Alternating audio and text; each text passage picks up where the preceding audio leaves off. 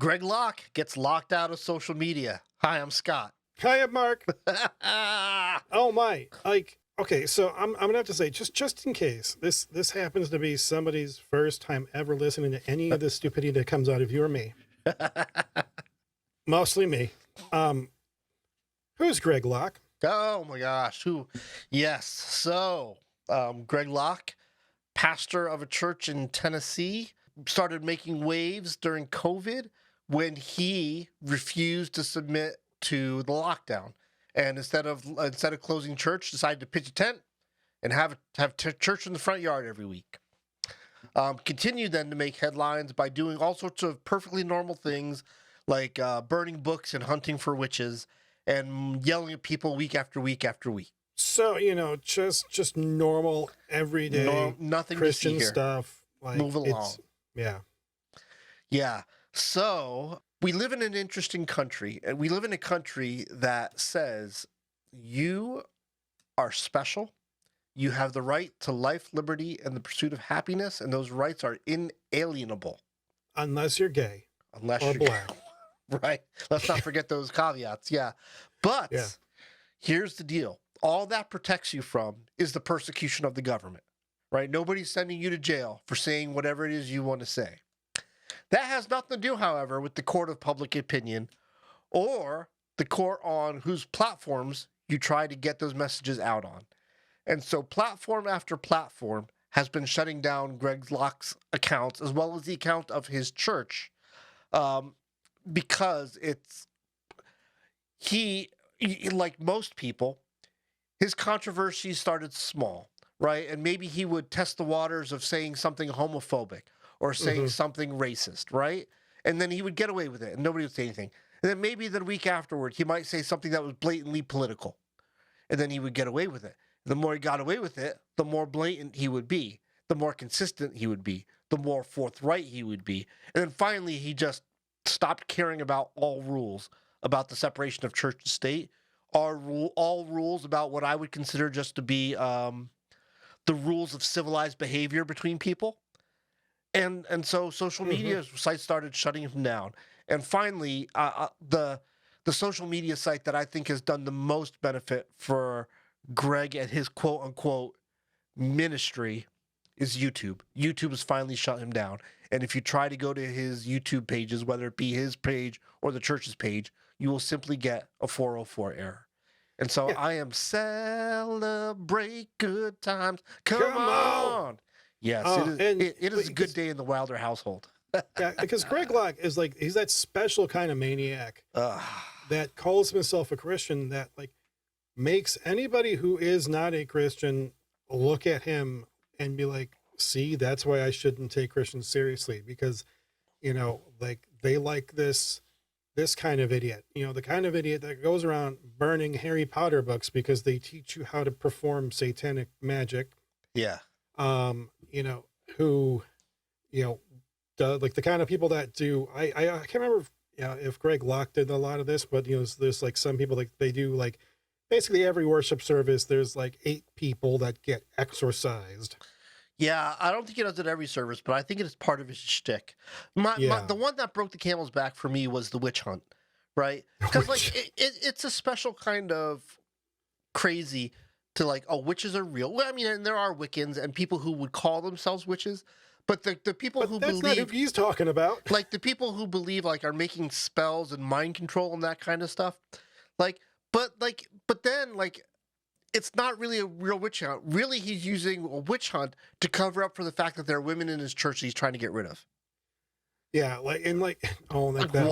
That whole bit, it's like, like from the pulpit, like any sermon is like, I know 5, witches. Yeah. Big air quotes on witches because, I'm sorry, like his attitude of what a modern day witch is no different than what Shakespeare's viewpoint of a modern day witch was.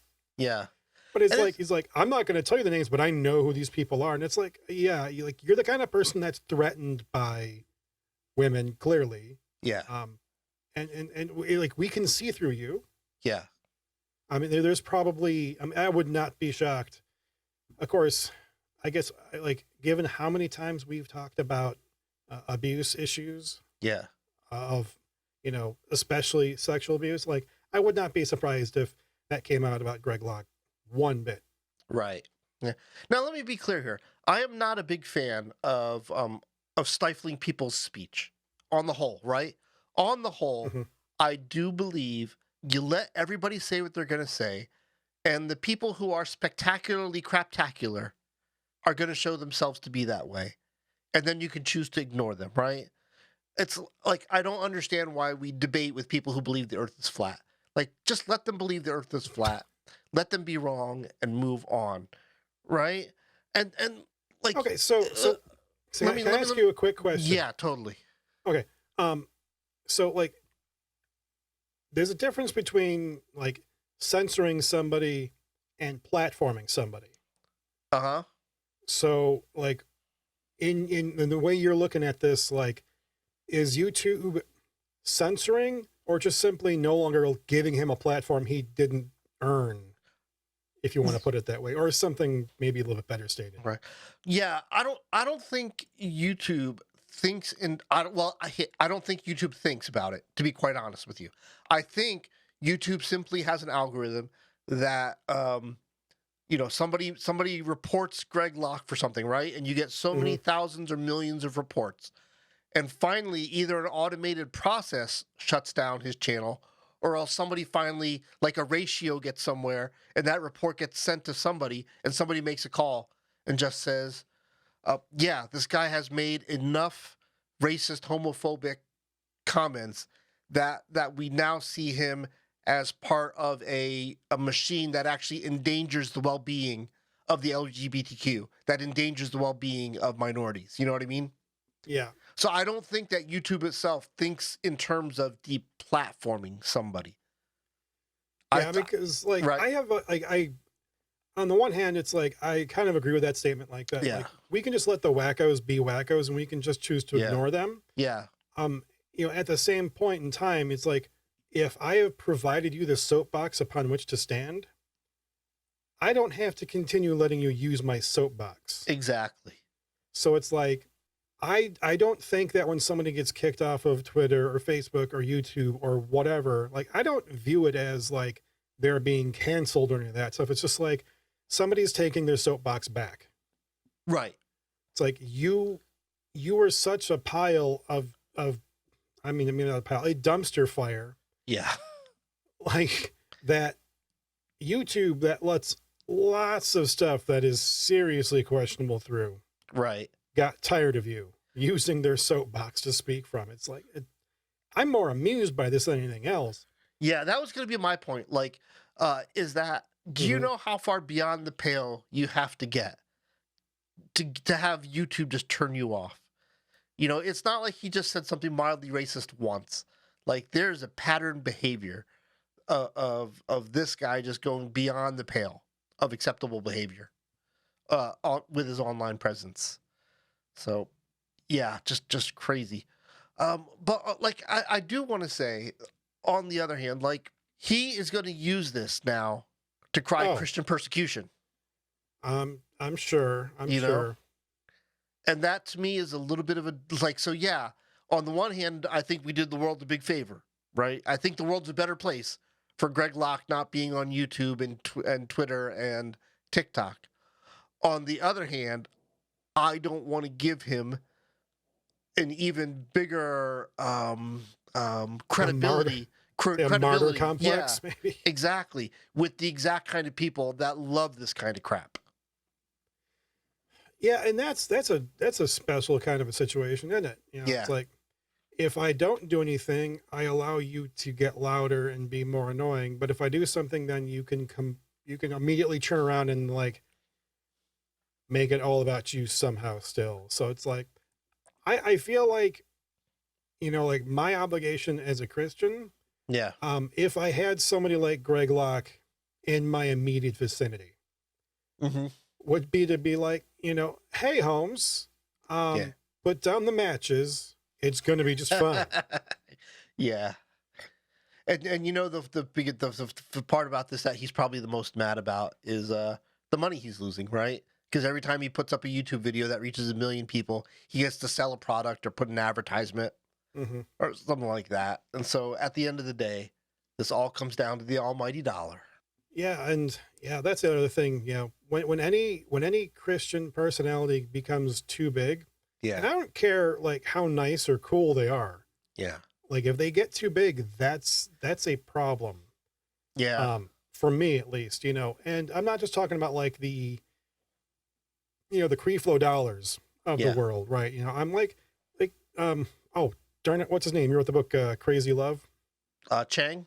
Chang. Yeah. Yeah. Like he's a cool guy and he got out of the limelight because of that. You know, so like I give him some props for that. You know, it's like, so somebody like Greg Locke, you know, it's like, yeah, like any of us, like we need to be maybe knocked down a peg once in a while, you know, because the more you're in that media space, like the bigger your ego can get as a Christian. And that's not good. Yeah. I mean, of course, and that's for people that have like ideas that are completely orthodox within Christianity and not like wacko book burning witch hunter people. Yeah. Yeah. You know, there are Christians on YouTube in every single corner. There are churches in YouTube on every single corner who week after week talk about their disapproval of the LGBTQ, who talk about their disapproval of woke culture, you know, and these people don't get deplatformed. And so this just goes to show that Greg Locke was just kind of way in nutty Bananaville, right? And finally something was done about it. And personally, I'm going to celebrate tonight. Yeah, well, you know, I think we can all celebrate that. Indeed. You know, just if we're gonna, you and I have talked at length about, like you just mentioned, Creflo Dollar. I'm pretty sure, I'm really, really highly confident that it's Creflo and not Creeflo. So, you know, but I don't really care like how his first name is pronounced because his last name is Dollar. There's really no getting beyond that, is there? Like there's really no unseeing that once it stares you in the face. Like his last name is really Dollar. Right. Yeah, you know, and I mean, I don't believe that like his like, you know, birth name is Dollar. Yeah. You know, maybe, you know, maybe it was, you know, maybe it was like something else, you know, like Spencer. I don't know. Yeah. You know, so overall, I think you and I would both agree that most of these prosperity gospel televangelist types break the church just by existing. But Greg Locke is in a special position of breaking the church because he really does exemplify this, like what we just talked about is the kind of like this white evangelical minority that just kind of has forgotten the mission of the church and has replaced this mission with this perpetual victim syndrome, right? This perpetual anger, this perpetual fire. And like it seems like their only desire is to set fire to the world. And that clearly breaks the church when the message of the church is the message of love and reconciliation and of redemption.